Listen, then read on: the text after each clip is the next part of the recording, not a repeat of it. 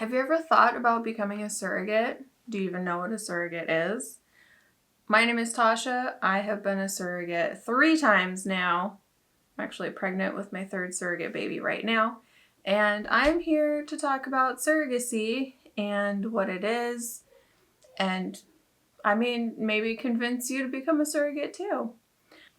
So first up, we're going to talk about some common questions people have about surrogacy. And then a little bit later, I'm going to talk about the steps that you go through to become a surrogate with the agency that I work with. Love them to death. They are fantastic. Could not speak more highly of them. So we're going to take a gander through their steps to becoming a surrogate and even talk about the compensation. So stick around for that. Question number 1. What is a surrogate, or what is surrogacy? Surrogacy is the process where someone other than the mother carries a baby for what they call intended parents. So intended parents are the mom and dad, the mom and mom, the dad and dad, the single parent, whoever wants to have a baby, they're the intended parents. For whatever reason, they can't have a baby on their own, so they turn to surrogacy as an option. A surrogate is the woman that carries the baby for the intended parents. Question number 2. What is the difference between gestational surrogacy and traditional surrogacy? So in gestational surrogacy, the fertility clinic takes the egg and the sperm of either the parents, or they use donors or whoever to create embryos. These embryos are then implanted into the surrogate, and the surrogate is not genetically related to the baby. It's not her baby, basically. They don't use her egg. With traditional surrogacy, they take either the intended father's sperm or a sperm donor, and in a clinic, they will put the sperm into the surrogate, and she will become pregnant with a baby that is genetically half hers and half the intended father or the sperm donors. So it's slightly different. With gestational surrogacy, you are in no way related to the baby. In traditional surrogacy, the baby is genetically half the surrogate's. Even though she doesn't intend on keeping it, it's genetically related. Question number 3. What if I don't have health insurance? If you don't have health insurance, or if your health insurance is not surrogate friendly, meaning that they would cover a surrogate pregnancy, then the intended parents would pay for you to have a surrogate-friendly insurance. You don't have to pay for it. The intended parents pay for it out of their pocket. So you got nothing to worry about on that. Question number 4. Who will pay my medical bills and other expenses? So all surrogate pregnancy-related expenses will be the intended parent's responsibility to pay. So you pay nothing out of pocket for being a surrogate. You don't pay the hospital bills, you don't pay the co-pays for the doctor's visits, none of it. The labs, nothing. You don't pay for any of it because it is all surrogacy related. So the intended parents will pay for it. Question number 5. Can I be a surrogate if I've had my tubes tied? Yes. Having your tubes tied has nothing to do with being a surrogate, unless, of course, you're doing traditional surrogacy, then it might be an issue. But if you're doing a gestational surrogacy, meaning that they take the embryo and they implant it into your uterus, then having your tubes tied, not a problem whatsoever. Question number 6. Will I get to choose which intended parents I work with? In a way, yes.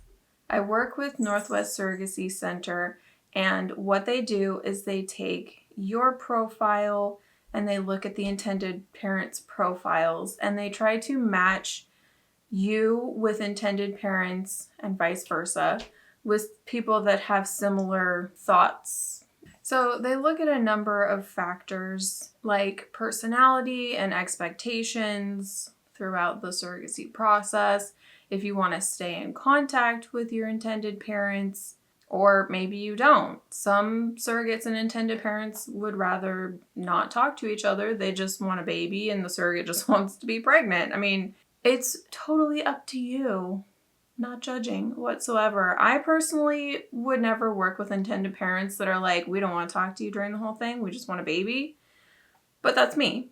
Some women like that. They don't want to be bugged with the parents. They don't want, them coming with them to doctor's appointments, that kind of stuff. So the matching team purposely matches surrogates with intended parents that have the same views when it comes to communication or things like that. So if you're a first-time surrogate, Northwest Surrogacy Center will send your profile to the intended parents. And if they like your profile, then Northwest will send their profile to you to look over. Now, if you both like each other, they will set up a match meeting. If you don't like each other or they don't like you, then they will put you back in with the pool of surrogates and they'll find you different intended parents. Northwest Surrogacy Center has done a great job updating their matching process. The first time I was a surrogate with them, I saw several intended parents' profiles, like 4, and I passed on one, met with others, didn't like them. They wanted nothing to do with me. Like I said, I want to be in contact with my intended parents, and the second set of intended parents that Northwest sent me, they didn't want to be in contact. They didn't want me to know anything about them. They didn't want to know anything about me, and that's just not my personality, so I passed on them. Then there was another couple that I was supposed to meet with. We both liked each other. And turns out the intended mom got pregnant like right before our match meeting. So didn't get to meet them. And then the fourth set of intended parents that I was shown, I really liked them and we had a match meeting and the rest is history. Northwest Surrogacy has gotten so much better at matching now. They look at various things, and the first set of intended parents that they sent me this time around, I liked them and we matched right away. So the process has gotten so much better than it was back in, when was it? 2015? Yeah, 2015 is my first surrogate journey. So they've gotten much better at it and it's a pretty easy process. Question number 7. How long is the process between meeting your intended parents and the embryo transfer? So for me, it was about 4 months. It would have been 3 months, except there was an issue with my insurance, and we had to push it back a month. After you're officially matched, there's additional screenings that you have to do and sign a contract. So it's not like, great, match, next cycle, go do a transfer. Like, that's not how it works. There's certain steps that you have to follow, and we will go through those in a second.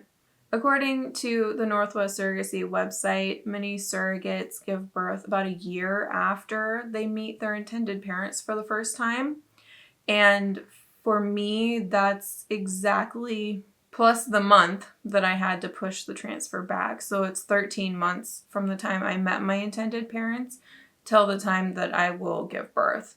So we met in June. I will deliver in July this year. So it's coming up. Question number 8. Will I have to take medications? Yes. The worst part for me were the injections, but I know plenty of people that were like, oh yeah, the injections were so easy. It was nothing. Or, I did them myself. I didn't need help. I needed help. I did probably, I want to say maybe 10 of them myself, but for the most part, I had somebody else do them for me. So I worked with Oregon Reproductive Medicine, who has a location in Portland. And part of their IVF protocol is oral medications, injection medications, and then vaginal suppositories. And yes, those are as disgusting as they sound. They're pretty nasty, I'm not gonna lie. They don't hurt, which is nice, but they're gross either way. So typically it depends on your clinic that you're using. Not all surrogates work with the same clinic. There's a multitude of fertility clinics across the US. Working with Oregon Reproductive Medicine, they have you start medications about a month prior to the embryo transfer, and then they will continue through the pregnancy until you're about 10, 11-ish weeks, and then you'll stop. And then really, pregnancy is just like any other pregnancy. The only difference between IVF pregnancy and like getting pregnant naturally is the medications. So there's slightly different protocols for different clinics. So depending on your clinic will determine the protocol for your medications. My second surrogacy journey, I worked with a clinic in California, and they had me taking oral estrogen instead of an injection of estrogen. So really it all depends on the clinic, and you just follow what they tell you to do. They even give you a calendar. It's super easy to read. It'll say like, today you're gonna take this, this, and this. Question number 9, can I see my own doctor once I'm pregnant? You will be working with a fertility clinic for your medical screenings and pre-IVF procedures. They have you do a couple of ultrasounds and so on. And then you'll do the embryo transfer, and you will continue to work with the fertility clinic for the first 8 to 10 weeks or so. After that, you'll have a graduation ultrasound where you will go in at about 10 weeks and they'll check to make sure the baby's growing appropriately. And as long as everything looks good, then they will graduate you to your regular OB, and you will see your OB through the duration of your pregnancy. Question number 9, will I have to travel for my medical appointments and procedures? So that really depends on where your intended parent's fertility clinic is located. I worked with a local fertility clinic, so I only had to travel to downtown Portland, which is not that far from me. With my second surrogacy journey, I had to travel to California, but that was for 2 appointments. The rest of the appointments I could do from up here and just go to a different clinic, and then they would send the results down to California. So it really depends on where your intended parent's clinic is. And that's something that the coordinator will ask you before you match with the intended parents. They will ask you if you're willing to travel out of state to do your fertility appointments and stuff. So if you do decide to work with a fertility clinic that is outside the state, you'll travel to the clinic a couple of times. Travel expenses are paid for by the intended parents, so plane tickets, hotel, food, all of that good stuff will be covered by the intended parents. And then when you go for the embryo transfer, they will also pay for the traveling costs for a companion to go with you. If you're married, your husband can go with you, or your wife or whoever. If you are single, you can take a friend with you, and they'll just be there during the embryo transfer. And if you have bed rest after the transfer, then they can, go and get you food and all that kind of stuff. So it's good if you have to travel for the embryo transfer, take somebody with you for sure. Question 11, what if I don't get pregnant the first time? So many surrogates get pregnant their first round of IVF. Not all, but many of them do. If your embryo transfer fails and you don't become pregnant, most contracts will say that you're willing to do at least 3 attempts at an embryo transfer before you break the match and either part ways or choose to work with a different set of intended parents. While it is in your contract that says you will try 3 times, no one is forcing you, but in general, it says that you will try 3 attempts at IVF. I feel very fortunate because I have never had that happen before. I get pregnant every single time I do an embryo transfer. My body just likes being pregnant, I guess. So I've never had a failed transfer before, but it does happen. And there's a lot of surrogates that didn't get pregnant the first time, but then get pregnant the second attempt. Like your body wasn't sure what was going on. And then the second time it's like, oh yeah, okay, now I get what we're doing. And then it's successful. So I would definitely say try at least twice before you give up, but that's just me. So question number 12, what happens if I have to go on bed rest? If you have to go on bed rest during your pregnancy, the intended parents will compensate you for lost wages. It's part of your contract. There is a housekeeping expense and child care expense that they will pay for. It's usually in the contract where it says like this much we'll pay for. So you can't like hire somebody who wants $5,000 a month to watch your child. It's, up to a certain amount. I actually had to use the housekeeping stipend during like the early stage of my pregnancy because I got a subchorionic hematoma. And so I reached out to the agency and I was like, hey, I can't clean my house because I start having cramping, and cramping is no good when you have a subchorionic hematoma. So the finance person there was like, okay, here's how it works. She told me you can pick whoever you want, but you get $80 per week to reimburse, whatever you pay for the housekeeping.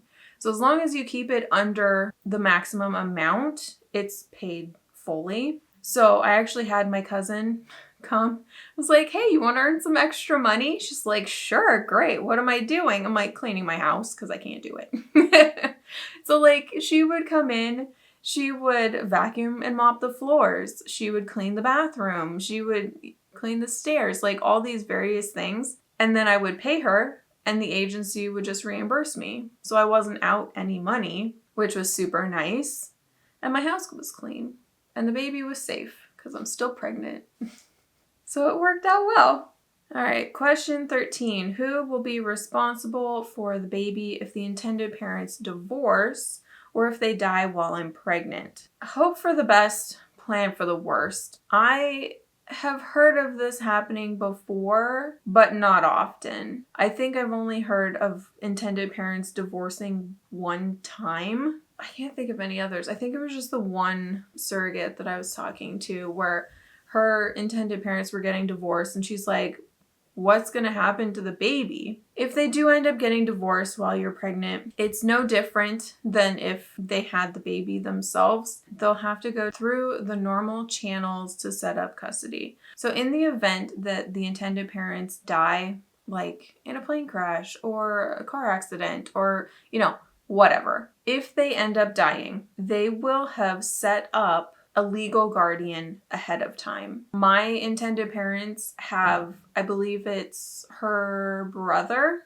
will take custody of the baby if they die. So that has already been taken care of. If something happens to them, the baby has somewhere to go. I will not be raising her. That's not an option. That's just how they set it up. Like, it's like a will, right? If you die, your children go to whoever. And please, if you're having children, you need to have a will set up because you don't want your kid ending up in the foster system. Be smart, people.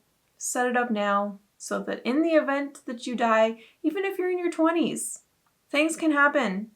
But that way, your children will be taken care of. So, yeah, it's all part of the legal process. They have it all set up. If something happens to them, she has somewhere to go already with family. Question 14. After the birth, did you have a hard time giving the baby to the intended parents? I always get this question.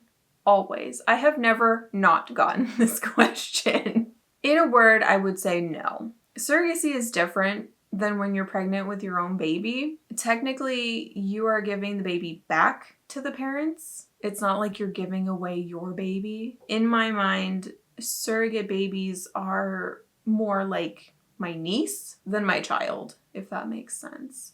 Because you go into it with a certain mindset where this is not your child. You don't get the same kind of bond as when you're pregnant with your own kids. I love them, but I don't have any intention on raising them, if that makes sense. The baby's not genetically mine. I have no intentions of keeping it. Like from the beginning, I don't have any intentions of keeping it. There's a difference for me. Not everyone thinks the same way. There's a lot of women that are like, oh, I could never give up a baby that I carried and whatever. For me, like there's a division. It's hard to explain, to be honest. You go into it knowing that it's not yours to begin with and that you're just growing it for the parents and giving it back to the parents. So, no, it's not hard to give up the baby. I personally love babies though. So in general, I just want to hold all the babies. Doesn't matter if I birth them or not. I see a baby and I'm like, oh, let me hold the baby. There's just a difference between being pregnant with your own baby and being pregnant with somebody else's. It's hard for me to explain. I don't really know how to explain it, but in a word, no. It's not hard. If you end up having a harder time at the end, most surrogacy contracts give you an allowance to see a counselor. That way you can kind of talk through your thoughts and emotions postpartum, which is super nice. I've never actually used it, but it is nice to know that it's there in case you're having a tough time because you don't know if you're going to have a hard time or, you know, you think you're going to be fine and then all of a sudden you're not fine. So it's nice that hopefully in your contract, it says that you have access to a counselor and funds to do that postpartum. Question 15. Will I breastfeed the baby? What will I do with my excess breast milk? I've never personally breastfed a surrogate baby. I know there are surrogates that do, like if they're pregnant and deliver a baby for, say, gay men. Sometimes the intended parents want you to breastfeed the baby for, you know, the first couple of days or whatnot. I've never done that. This is definitely something that you would discuss during the match meeting. I have given my intended parents breast milk that I've pumped, but I have never actually physically breastfed my surrogate baby. I breastfed my son, but never somebody else's baby. So after my intended parents left, because I had one international set of intended parents and one that lived in another state. So when they left to go back home, I ended up donating my breast milk to a milk bank that is located in California.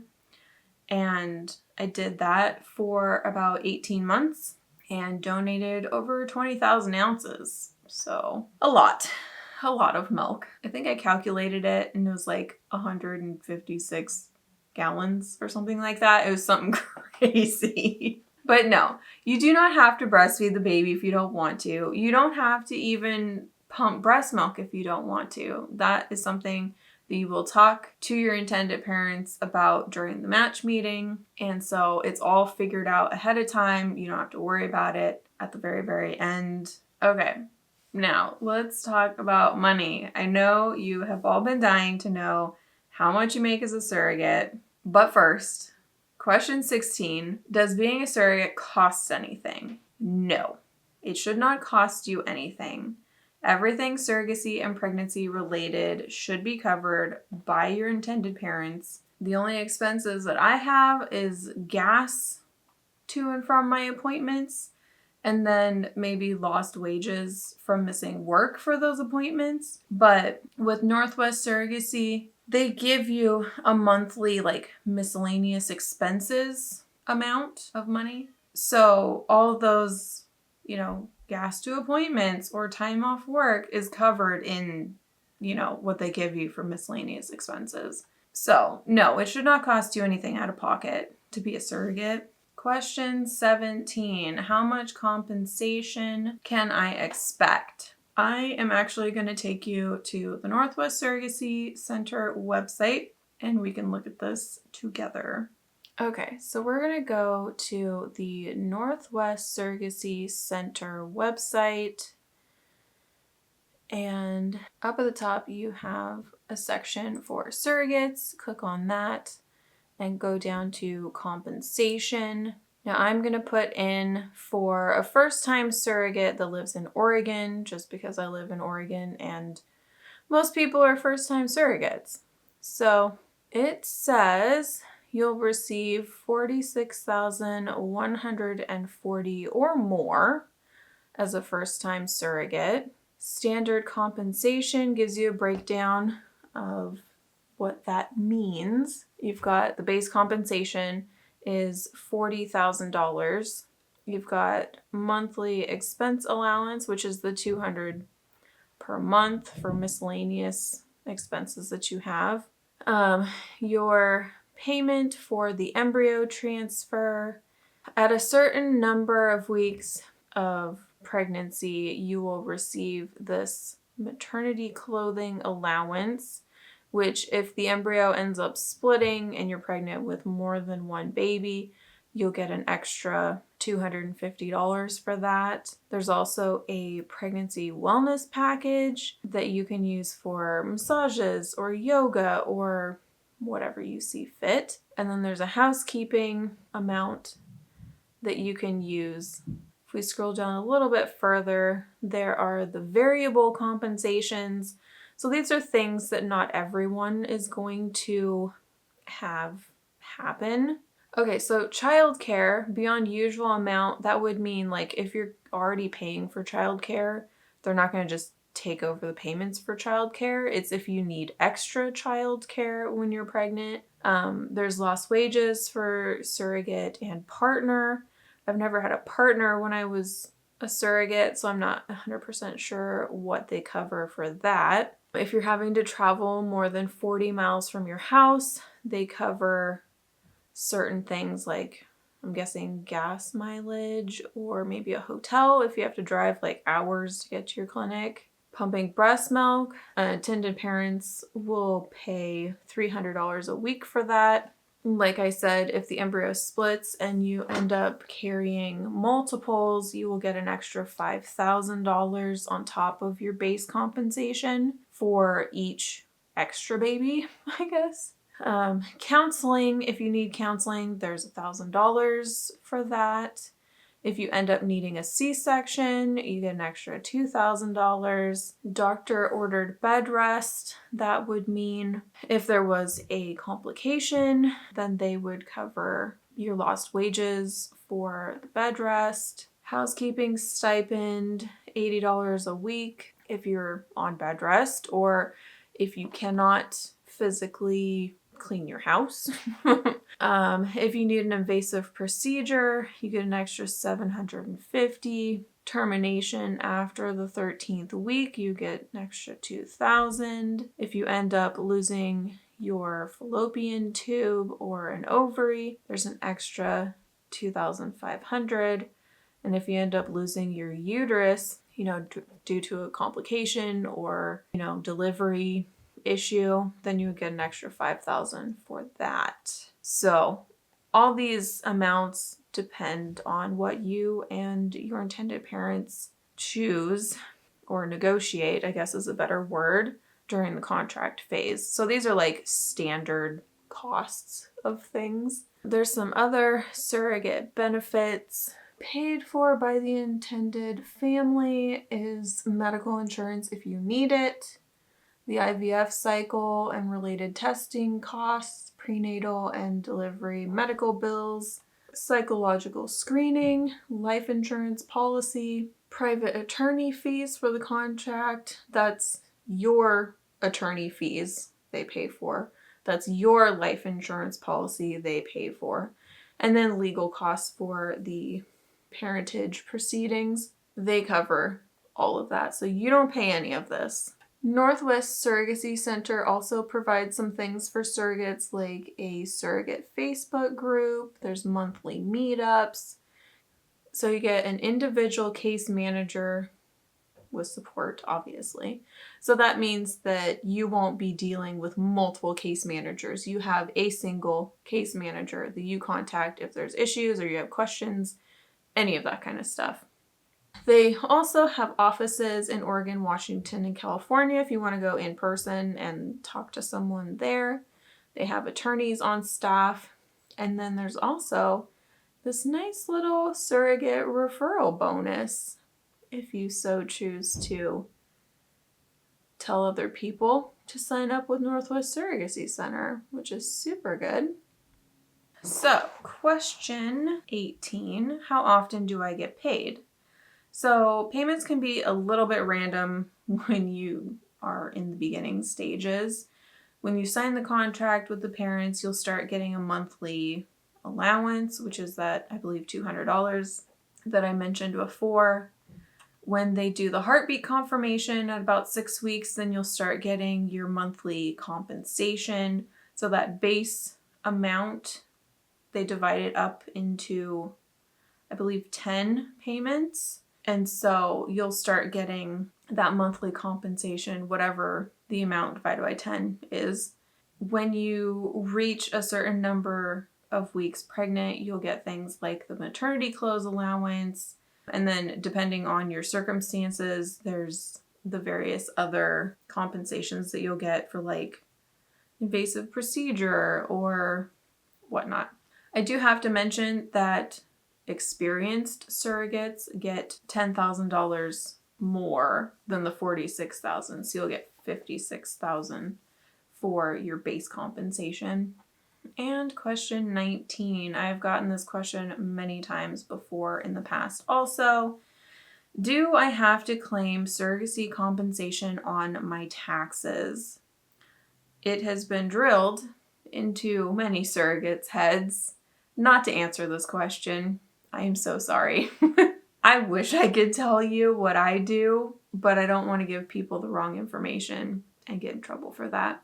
So if you have this question, contact your CPA and ask them. It probably depends on the state, I'm guessing. So yes, definitely reach out to your CPA if you have this question, or if it's that concerning to you, you can do it before you sign up. Either way, double check before you either file taxes or don't claim it. Check with them first so you don't get in trouble. Now, if I have piqued your interest and you want to know more about working with Northwest Surrogacy Center, I'm going to go over the steps to becoming a surrogate. If you're interested in being a surrogate, I will leave that link down below. It's super easy. There's a couple of questions that you answer and you'll get to talk to somebody. I highly encourage that you reach out to Northwest Surrogacy Center as your agency of choice for surrogacy. I will see you guys in another video. I have lots of other videos. If you don't already, you can follow me on these social medias. And I also have a surrogacy vlog that I'm currently working on if you're interested in watching those. I started recording them when I first signed up with the agency, so it kind of, each vlog takes you through the steps in the process of being a surrogate with like my actual life experience, I guess you could call it. I look forward to hearing how many of you have decided to be a surrogate. This is exciting. I can't wait.